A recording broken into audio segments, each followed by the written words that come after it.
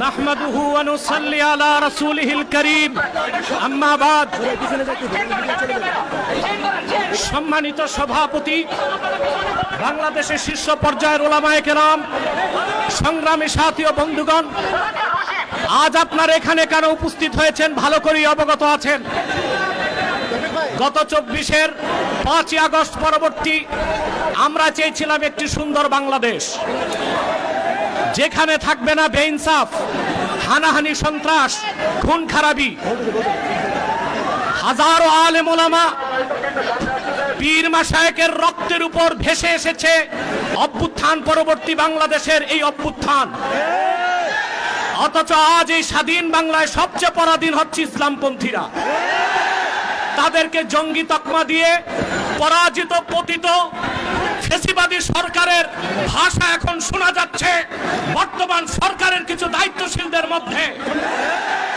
যেভাবে ১৬ বছরের ফ্যাসিবাদ ভেসে গেছে, আরেকটা বিপ্লবের তরে মার্কিন দালাল যারা বাংলাদেশে মার্কিন এজেন্ডা বাস্তবায়ন করতে চাও, তারাও ভেসে যাবে। প্রিয় ভাইরা, আপনারা দেখেছেন জাতিসংঘের বিতর্কিত মানবাধিকার কমিশন ঢাকায় কার্যক্রম শুরু করেছে। আমরা এটা চাই নাই। পৃথিবীর ১৬টি যুদ্ধ বিধ্বস্ত রাষ্ট্রে জাতিসংঘ মানবাধিকার কমিশন কাজ করে। আমার প্রশ্ন, বাংলাদেশ কি যুদ্ধ বিধ্বস্ত না স্বাধীন বাংলাদেশ?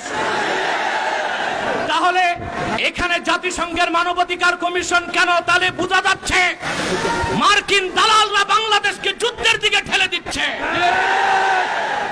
এক সাগর রক্তের বিনিময়ে হলেও ৫৫,০০০ বর্গ মাইলের বাংলাদেশের কোন ১ ইঞ্চি জায়গায় মার্কিন আগ্রাসনকে প্রতিষ্ঠিত হতে দেওয়া হবে না, হবে না, হবে না।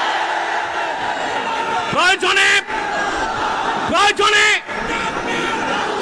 সাইফুদ্দিন কুতুস, রুকনুদ্দিন বাইবার্স, শাহজালাল ইয়ামানির উত্তরসূরিরা আরেকবার দেশের স্বাধীনতা রক্ষায় সশস্ত্র বিপ্লবের ডাক দিতে বাধ্য হবে।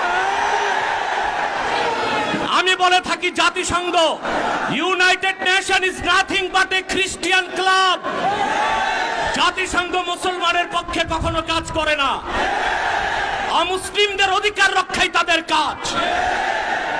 গাজাতে বছরের পর বছর নিরীহ মুসলমানকে হত্যা করা হচ্ছে, সেখানে মানবাধিকার কমিশন কেন না? কাশ্মীরে মুসলমানদের হত্যা করা হচ্ছে, সেখানে মানবাধিকার কমিশন কেন না? চায়নার উইগুরে মুসলমানদের হত্যা করা হচ্ছে, সেখানে মানবাধিকার কমিশন কেন না? আমরা জানি মানবাধিকার কমিশন কেন। আল্লাহ ও তার আখিরি নবী নূর নবীজি মুহাম্মদ সাল্লাল্লাহু আলাইহি ওয়াসাল্লামের আরশচুম্বী সম্মান মর্যাদার বিরুদ্ধে যে কুলাঙ্গার শাতেম কাফেররা বক্তব্য দিবে, তাদের শাস্তির দাবি করলেই মানবাধিকার কমিশন তাদের পক্ষে ঢাল হয়ে দাঁড়াবে। খেলাফত প্রতিষ্ঠার কথা যারা বলবে, জিহাদের কথা যারা বলবে, জঙ্গি তকমা দিয়ে তাদের কারাগারে বন্দী করতে চায়, আর সুযোগ দেওয়া হবে না।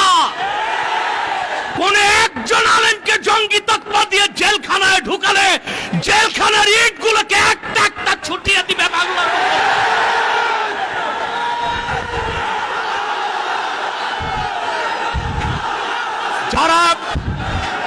যারা শরিয়া রাষ্ট্র চায়, যারা জিহাদে বিশ্বাসী, তাদেরকেই পশ্চিমারা জঙ্গি বলে। আর যারা বুলেট নয়, ব্যালটের পূজারি, ওইসব পীর আর মৌলবীদেরকে পশ্চিমারা মডারেট মুসলিম বলে। তারা মডারেট মুসলিম না, মুনাফেক মুসলিম। প্রিয় ভাইরা, জঙ্গি শব্দের উৎপত্তি কখন থেকে? টুইন টাওয়ার হামলার পর থেকে পশ্চিমারা প্র্যাকটিসিং মুসলিমদেরকে প্রশ্নবিদ্ধ করতে, জিহাদের বিরোধিতা করতে জঙ্গি শব্দ আমদানি করেছে। আর পশ্চিমাদের পাঁচাটা গোলাম প্রথম আলো কর্তৃপক্ষ এই জঙ্গি নাটকের পক্ষে তাদের বুদ্ধিভিত্তিক সহযোগিতা করেছে।